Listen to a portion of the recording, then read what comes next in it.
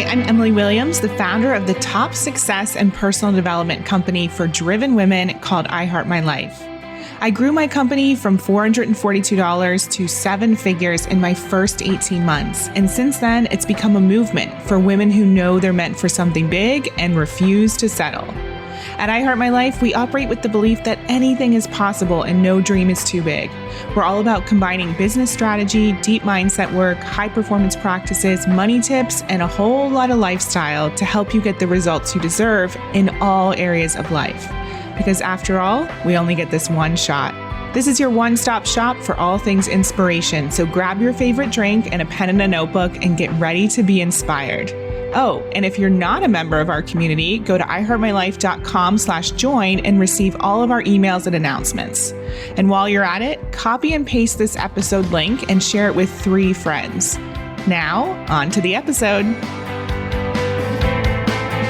Hey, it's Emily Williams, the founder of I Heart My Life and your host of the I Heart My Life show. This is episode 209, Operations, Team, and Metrics 101 with Ange Quinn. So Ange is one of the incredible strategists in the I Heart My Life Mastermind, and she's somebody who's also a certified director of operations. So I asked her to jump on the podcast with me today to talk all things operations, team, and metrics, and support you in understanding who you should hire and when, some of the important metrics to look at behind the scenes to really uncover the health of your business, and a little bit about operations and also when you should hire somebody just like her, somebody who's a director of operations or even an online business manager. So we're going to dive into all of that today. And just as a reminder, if you want to work with Ange and the rest of our incredible team of coaches at I Heart My Life, the I Heart My Life Mastermind is available for you. Go to iheartmylife.com/mastermind to learn more. Now let's dive into the episode. This episode was sponsored by the I Heart My Life Mastermind. The I Heart My Life Mastermind is perfect for you if you already have a business and you're looking to scale. We cover tons of different topics. We cover marketing strategy, revenue planning, team, processes, everything you need in terms of mindset, high performance, really taking care of yourself as well as your business, events, publicity. We literally have 7 coaches under one umbrella to support you and give you the answers to all of your burning questions. We host regular weekly workshops where you get your personal questions answered. We have retreats. You have a private Slack channel where you get to ask questions 24/7. You have an extensive resource bank that helps you put in place our cash method in your own business, and much, much more. This is one of the most inventive programs around. I don't know anyone else offering the service that we provide. So if you are interested in growing your business and transforming your life, definitely book a call with us to learn more. Go to iheartmylifebooking.com and learn more about the I Heart My Life Mastermind. Welcome to the I Heart My Life show, Ange. I'm so excited to have you here and learn more about your backstory. I'm so excited to be here. Thanks for inviting me on. Of course. So you are a member of our team, one of our incredible coaches, and you support our clients with strategy and operations and team and all of those amazing things. And so we're going to chat a little bit about that as well. But first, I'd love for you to share your inspirational story of how you got started in your own business. Because I know for a long time, corporate was kind of your world and you had a really incredible job. And so you got out of that and moved into this space. So take us back and tell us how it all happened. back starting about like 20 years ago. So I actually have engineering degree. And after university, I was actually a lot like you. I wanted to go and travel. I moved to England, got my first job there. And I ended up being pulled back home, and home for me is Canada. And initially, like, I didn't want to be here. I didn't want to get stuck into the rat race of corporate yet. I wanted to keep working and traveling. But that's okay. I came back and got into an industry that's big in the city that I'm from. I'll say oil and gas. Sometimes it's like a political thing. Some people love it, hate it, but I really went in because I traveled so much. I had no money. And I was like, this is where the money is. It wasn't that was my passion. But yeah, I got sucked into corporate And so I think because it wasn't my passion, I bounced around a lot. And through that, I learned so much. Like I did the engineering for a couple of years until that became too monotonous, and then moved into project management. And then same thing, like I worked on multi-million dollar projects, construction projects, learned a lot about like budget, schedule, managing a team. And then I started to look into doing my MBA and wanted more business side of things. Like we didn't learn business side of things in engineering school. So once I talked to a lot of people who had their MBAs, some of them kind of said, like, you're working for a really big company. If you could move into the business side instead of the engineering and project side, then you can gain some of that experience that way, like more organically. You could potentially save $100,000 that you would spend on an MBA. So I had some great mentors in that company, and one of them brought me over as a business analyst. And I did like the Six Sigma, like the whole corporate spiel, doesn't even matter. But basically, I learned how to analyze the back end of a business and look at like systems and processes of a huge corporation and where things were broken, and, you know, work with the teams to get feedback on what things needed to be fixed. And I really enjoyed that because I'm like a true problem solver. I really like to see, you know, what's fixed, what's broken, what needs to be fixed. And then I love to come up with the solutions of how to make it work the best. And so I did that for a couple of years, was really enjoying it. And then a position came up in business development. I always was very interested in that side. It's like, how do these projects even come about? And how are these deals made? And how do you like schmooze and network and like get business rolling? So I thought I'd throw my name in the hat. And if I got it, I got it, which I ended up getting. And yeah, that was a couple of years ago. It was very political at the time. There was a lot of moving pieces. There was a lot to do with regulations, even governments. I learned all those aspects. But at the end of the day, I was in a volatile industry, and I got let go with a lot of people, and it was nothing personal. It was like the project I was on literally died. And so myself and like 500 people got let go. And I wasn't expecting it. I was enjoying my career. I was enjoying everything I was learning. It was all building up. And it was just one of those wrong project, wrong time, nothing personal, had nothing to do with like the work that I was doing. And very shortly after that, I ended up getting pregnant with my husband. So then that really started okay, something needs to change. I loved the corporate world while I was in it, but my life is about to change. And I'm not sure it's really going to fit being a mom and doing all the things. And I've heard from other friends, like it's a lot to juggle. So that's when that was about 5 years ago. And that's when I really started to learn everything online, like drank all the Kool-Aid, listened to all the podcasts, the audiobooks, like I'm a high fact finder. So I just was like studious, and I feel like I have an MBA online. Like I just learned all the different aspects from the different marketing strategies, who was top in the influencers, what people were doing for businesses. And I knew I had a lot of information and a lot to share. And, you know, I think I first started doing a blog because that's how a lot of people learn online, is like they just start a blog and go from there. But yeah, so I drank kind of the course Kool-Aid, went down that route, and thought I really want to teach people. What I really learned while I was learning all the online stuff was that there's so many people who are building businesses online that don't have like the business knowledge and the background to support their business. So they hustle, they do everything themselves, and they get to a point and they are so overwhelmed. They have no team.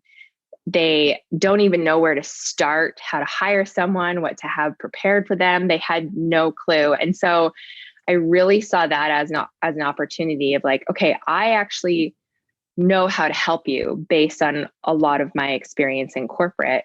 And I also got to the point where I'm like, okay, well, I know the business aspect. Now I have to build my own business and solidify my offer, solidify how to propose what my services to people online. And so I ended up learning about the OBM certification, and that led me to Natalie Gingrich's Director of Operations certification. And that really gave me the structure of, okay, you already have all of this knowledge, whether it's like the financials, the analytics, the project management, the team. This is how you can structure it to build your own business so that you can help serve clients. Because at the end of the day, like my ideal client, they didn't have time to learn a course to teach them how to do the things. Like they were like, can I just hire you to do it? And then like along came COVID and they were like, now my kid is at home because daycare is closed. Like now I really need help. I don't have the time. What can you do for me? And so, yeah, last year I definitely grew. I replaced my 6-figure corporate income. And now I'm loving the business that I've built. I love the clients that I can choose to work with. I love supporting your students because I can see in them that they're also like where I was and trying to build their dream and trying to reach their goals. So yeah, that's kind of my journey. And that's where I am now. I love that. So there's so many pieces of that I want to go deeper with. So in terms of, I always say life did it for you. You got let go of your job and then you got pregnant and all these things happened and kind of led you to down this path. Do you think you would have ever quit and started your own business had you not been let go? No, I would have. And I 100% agree with everything that you just said. Like I would have stayed there because it was really comfortable. Yeah, I was on a good career path. It was providing the income that I wanted. And I wasn't seeking anything else. Like I didn't seek anything else until after they let me go. And then I was like, oh crap, now what? So I 100% agree. Like everything happens for a reason. I definitely agree with that. And so when you started down the online business path, obviously, like you said, you discovered OBMs, Director of Operations, but what was your first step? Did you have a mentor who was in the online business space? Like, how did you get the information that you were craving? Or where did you even come up with the idea of, I'm going to look online? I think it was the whole blog. I was like, how do I get all my information? Like I'm a nerd, like in the terms of as soon as I find something interesting, I'm like, how do I learn more? Like I will just research to death and I will just dive down the rabbit hole. And so at the time I was like, hey, I know a lot of moms who are blogging. Like maybe that's just what I do for now. And so I had bought a course to learn how to teach a blog. And then that kind of taught me about online courses. And then that led me to the Amy Porterfield, like that route. And I did her DCA program, her Momentum program.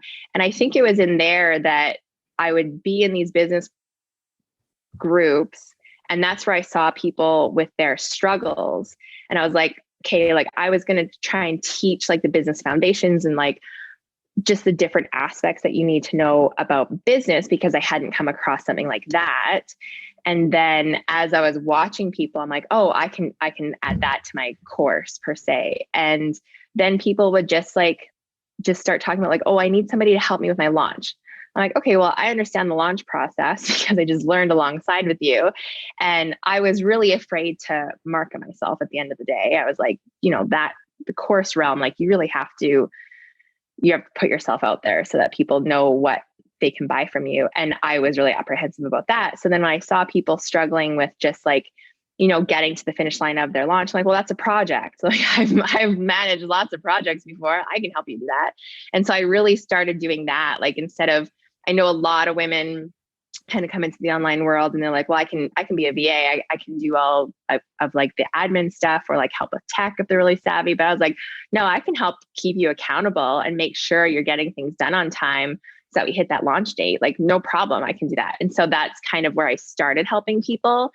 And then it just became like, I'd help people launch. And because I just read about all the things or learned about different ways to do things as I was helping clients. And then something would happen in the middle and we'd have to pivot. And then I'd be like, oh, why don't we do this instead? Or how about let's try this? And so the strategy piece really started happening. And then people would really like spread my name in the groups, like, oh, my launch strategist. Like they kept calling me the launch strategist. I was like, oh, I like that. It's not just this is a cookie cutter and this is the path that you have to follow. It's like what works with your audience, and then we'll build the launch from there. And so I think that was the piece that I started helping people. And then I was like, okay, well, what about business strategist? And then I came into the OBM space and learned about that. And that was a lot of theory, where Natalie's was like really like taking all of your skill sets and like putting them into practice. And how do you then help clients like with their businesses, like in a practical way? So amazing. I love it. yeah. So for people listening who don't know what OBM stands for, it's Online Business Manager, just in case sorry. to clarify that. Yeah. And so tell us a little bit more about team. And I know that's a loaded question, but a lot of entrepreneurs are listening to this podcast, some at they're overwhelmed. Yeah. Some later on, but everyone wants to know, when do we hire first of all, and who do we hire first? So can you answer those questions for us? When to hire is when you have basically when you have tasks for somebody to do. No, I was kidding. Just going back to everybody starts out hustling and doing everything for themselves, because at the end of the day, it's really a toss up. Like it's time or money, right? Like you're really apprehensive to hire somebody before you have money to pay for them, because that's the nature of the game. But if you're at the point where you're capped with your time, or you're struggling to do something, like, for example, you're building your own website because you're trying to be scrappy and save some money, but you're not getting anywhere with it. Like sometimes you just like the investment back into your business, you really have to think about it like that, and not just like the money that you're spending. It's like you're investing in your business to get whatever that hurdle is at that time, whatever is like you're not getting past on your own, hire that out. There's ranges of everything out there, but hire that piece out for somebody to help you to get it done so that you can move on. So I feel like the first thing you should hire for is that first thing that's really holding you back. If that makes sense. Yeah, I think it's really important to take note of where you're spending your time. I know when I was in a program a few years ago, they had us do a time study. And that's something that I've done many times since then and had team members do, where I could really see how I was spending my time, and also get clear around what are the projects that are the $10 projects and the $100 projects and the $1,000 and so on and so forth. And recognize I should be doing the things that are the $10,000 projects, or whatever it is, the higher level. And also to that point is like, do the time study piece so that you understand where you're spending your time, and also put a value to your own time, right? Like if I'm worth $50 an hour, then some of the smaller pieces that there are exceptional VAs out there for the $20 to $30 an hour piece, and they're actually faster. So it's actually going to save you so much more, because they're going to get it done they're going to get it done in 3 hours as opposed to your 5 hours at your higher rate, is how I like to think about it too. And then, agreed. When you're doing the time study, you're going to be like, wow, I'm spending a lot of time on like my website or these emails, like hire that out. You don't have to hire somebody. I think a lot of people are afraid that they have to hire somebody like full time off the bat, or like on a contract. Like you can hire somebody to come in and finish a job for you just so you can move on. You don't have to worry about the risk of like a long-term commitment. You just need to get past that at first. Exactly. Yeah. And I think, when people start to dip their toe in the water and experience someone who's skilled and experience that support, it becomes addicting. And then you want to hire everything out. Yeah. But you just have to give it a try. And like you said, it's actually costing you more money to keep doing the task, especially the things that you're not good at and you're not skilled at, than to outsource it. And so we really have to tap into the future version of ourselves, or, make decisions based on where we want to be versus, this present moment where it might feel like you can't afford it, but in actuality, you can't afford not to do it. Not to. Agreed. So on the other side of the spectrum, when it comes to the director of operations role, I know this is a big thing for a lot of our mastermind members and some of my private clients who are further along in business. And now all of a sudden they're like, you know what? I want to be the visionary. I don't want to be running the company. I don't want to be managing all these moving pieces. So can you talk to us a little bit about what a director of operations actually is and how you know if you're ready for that person? Yeah. So the director of operations level really is that strategic partner. And so once you have key people on your team for all of those areas, like for your marketing, for like some admin tasks and a tech, I'd say those are like the three main things, and then you can have more. If then you're going back and doing that time study and you find that you're spending more time managing your team and delegating tasks and answering questions, that's when you need an operations expert to come in and take that part off your plate. Because again, now your internal rate that you're going to quote pay yourself, like you need that time back to charge people who will actually pay your rate, if you know what I mean. And so you need your time back. So you need an operations person to come in and help manage your team, make sure everything's flowing. So on my level, like I have one main retainer client. I'll work with the visionary, get her projects, get her goals on like the project management tool, so to speak. And so I know ahead of time what needs to be done, what needs to be delegated out, what pieces need to be accomplished in order to hit those goals. So she doesn't have to stress about making sure all those pieces are done or delegated to her team. So I'll take that. I'll work with the team, make sure all the standard operating procedures are in place. All of the tasks have clear direction of what they need. They all have deadlines. If any like copy or graphics need to be done on time, like that's all on me. But plus, like we also end up looking into your data, like we do key performance indicators. So we'll set goals. And then if you want to say grow your list or increase your conversion rates, like, I mean, I can go on forever, but there's like, we'll set goals in the company to make sure that the company's goals are being met, like usually revenue, profit, all that kind of stuff. So there's team management. It can even like help with the strategy of revenue, whether it's, do you need to bring on, or when's the right time to create a new product, looking at products, getting feedback from students to see if something needs to be updated, or, the client acquisition, the client onboarding, how they're enjoying the product. Like there's just so much that you need, there's so much to a business at that point that you need like that second set of eyes to help kind of deliver the information to the visionary in a way that's not overwhelming. It's just like clear and concise. This is what's going on in your business. Your team's doing great. They're managing their hours. So you can really focus on those visionary pieces, like coming up with more strategy or networking and JV partners, et cetera. Yeah, thank you for explaining all that. And I think it's so important to think about, because especially in the beginning of building a business, it's like, go, go, go. Let's just get the products out there. Let's just make as many sales as possible.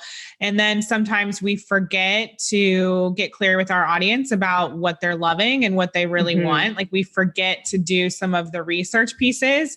Then we bring on team members. We forget to ask them if they're satisfied in the role and if things are moving smoothly, because we're just trying to reach our overall business goal and we're not necessarily in the nitty gritty. And I don't think a visionary should be in the nitty gritty. They're supposed to be the visionary and looking towards the future, creating, the big picture plan, and then working with someone like you to really get it dialed in and actually execute. Agreed. And so for people listening, obviously this sounds really amazing. It sounds very attractive. Everyone now wants a director of operations. At what point should your business be at financially, if there is a point, in order to hire someone like yourself? If you're going to hire a director of operations as a retainer, from my experience, and this isn't like black and white, so take it with a grain of salt. But I worked with many clients that were kind of hovering around just breaking the six figures that wanted to scale higher. And I didn't feel like they needed to work on a couple more things, or they needed a couple more team members for that budget first. And so I really found the sweet spot was more like the 350 a year revenue. And then they were really trying to grow to that seven figure. Like that's like the really main, and I would say a lot of people tend to plateau there too. It's like, okay, I reached a six figure business, and it's the whole mindset, like, now what, right? Like they didn't think beyond. And so they need like the extra step, and they need the extra set of eyes to get them past that. That being said, like you don't have to hire somebody on a full-time retainer. Like you could hire, like director of operations are really taught a lot of strategy as well. So sometimes you just need to have, like, say, a strategy session you could do once a quarter, which is a lot cheaper per se than a retainer. And then again, you're getting somebody's outside looking in, okay, this is kind of what needs to be fixed in your business. You can get that feedback. You can get like a 90-day roadmap to then implement into your business to help you build that bridge to where you need to be to bring someone on more in a retainer capacity. And I say retainer because it could be as little, I'd say 10 hours a week is the sweet spot. I've done a lot of like 5-hour-a-week contracts with people, but you're not really in the business enough. Again, I feel like you should have another team, like even if it's just a project manager to take some of that stuff off of your plate to help you get ahead. But yeah, you could hire a director of operations for anything from 10 hours a week up until full-time. Like there are many companies who have a full-time position, and then they're fully just committed to your business and your work. And then obviously beyond, there's some DOOs that work with 8 and 9-figure businesses. And like, obviously that's a very important position. Love it. So what would you say some of the mistakes are that people make with team and hiring, especially in the beginning? I would say the biggest hurdle that you have to think about is before you actually hire someone, you really need to have an onboarding process. Like a lot of people are like, oh, okay, I got hiring this VA. They say on their resume that they have all these skill sets. And so I think there's a lot of the assumption that they're going to know exactly your business and what you're talking about, where you actually have to have an onboarding process that's going to introduce them to your business, maybe a little of the background, show them where they can find things. And right, this is all setting it up so that they're not asking as many questions. If you set them up properly in your business, it will take less of your time, where a lot of people's apprehension is, I need to hire, but I don't have time to train them. And that's where the onboarding piece is once you set it up, whether it's like different documents or videos or whatever, there's a lot of different ways to do it, but it's a little time up front, but then you can reuse it for everybody who comes into your business, and you'll like tweak it every time somebody comes in and then they ask more questions. You're like, right, that's good clarity.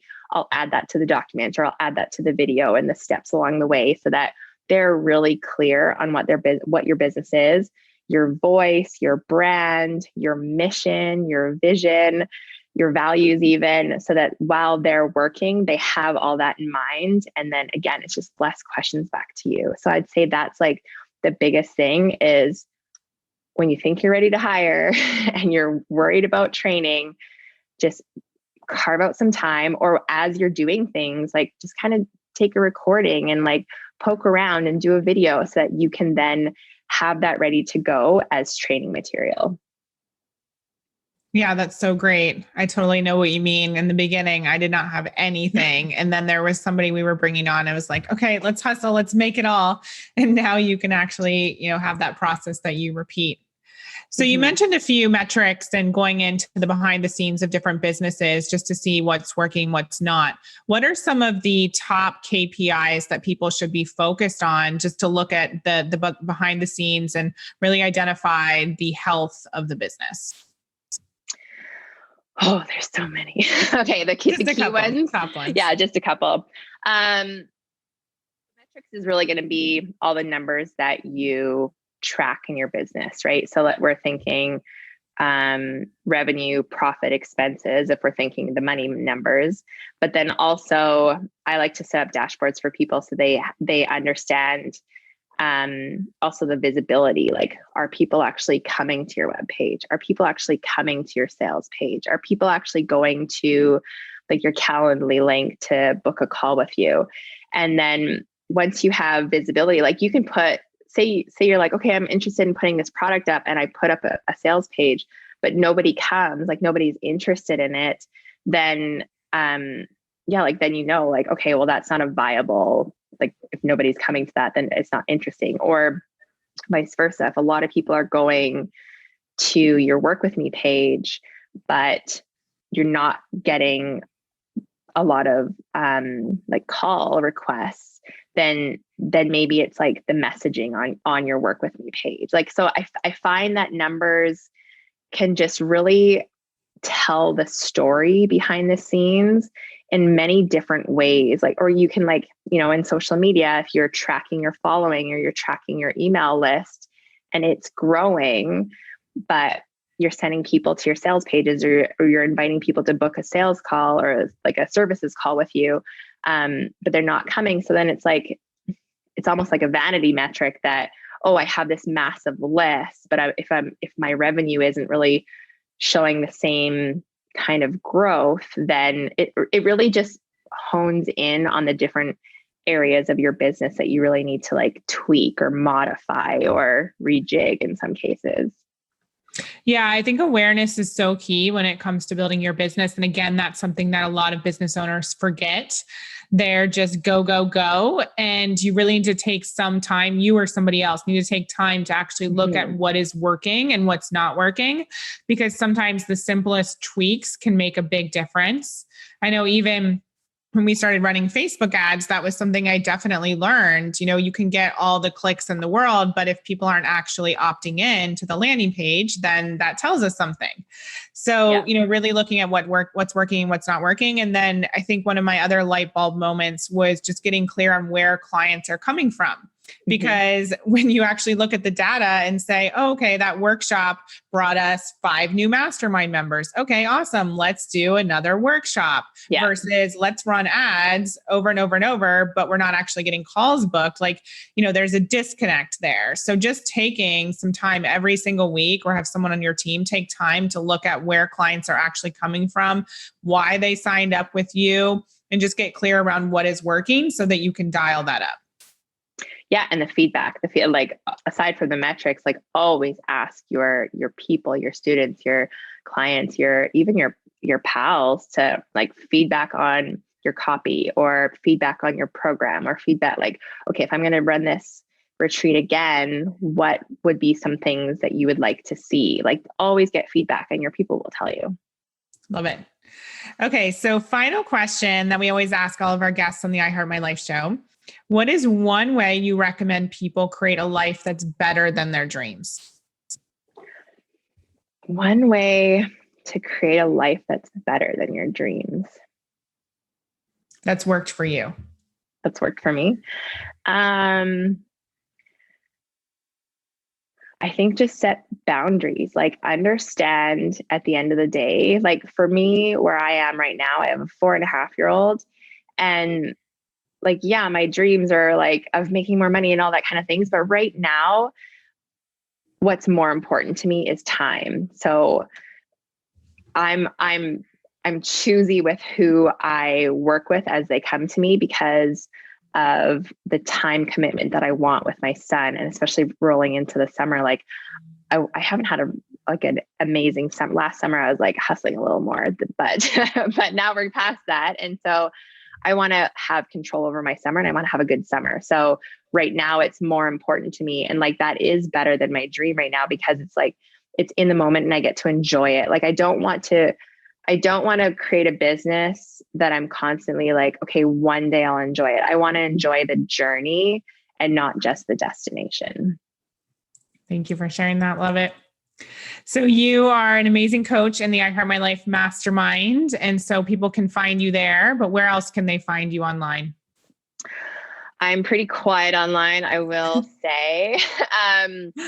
Currently, my webpage is just angequinn.com. It will soon be changing. I'm rebranding to a business that just makes more sense of helping with operations. So you can find me at angequinn.com or on Facebook at Build with Ange, and or just reach out to me. Love it.